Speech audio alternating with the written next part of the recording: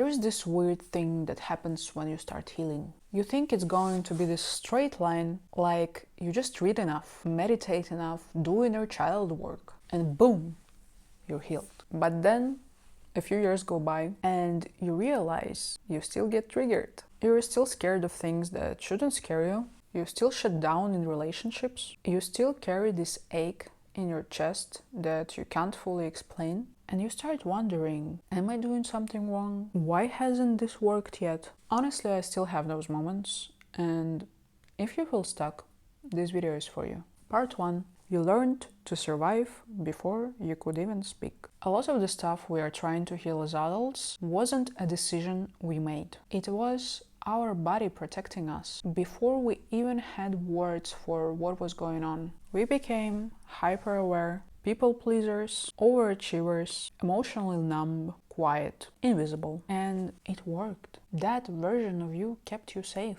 But now you're grown, and that survival mode is still running in the background. That's why you feel like you're stuck in the loops. Because the little kid inside you still feels the world works that way. Part 2. You might be still minimizing what happened to you. This one hit me hard when I realized it. I used to say things like, yeah, my childhood wasn't perfect, but it wasn't that bad. My parents did their best. I should be over it by now. What I was really saying was, I don't want to make it a big deal. I don't want to feel like a burden. I don't trust that anyone would care. And until I let myself feel what it was actually like, not justify it, not shrink it, I stayed stuck. You can love your parents and still feel hurt. You can have good memories and still carry pain. Both can be true. Part 3. The healing doesn't happen in your head. This was the mistake I made for years. I tried to think my way out of trauma. I journaled, I read every book, I understood everything. But I still felt broken because the wound wasn't in my mind.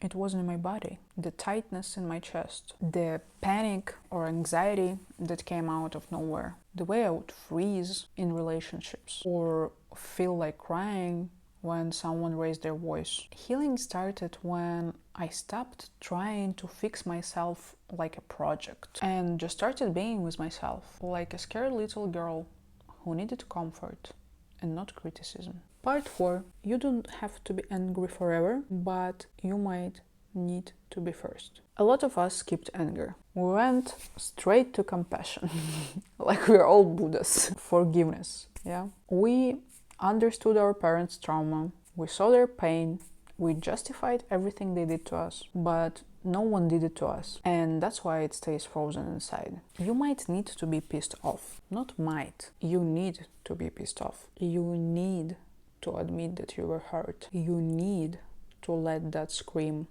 out of your body, even if no one ever hears it. It's not about staying angry. Don't be afraid that you will be angry forever. It's about just letting that part of you exist. You needed to move forward. We canceled aggression, but we needed to survive. Not in a bad way.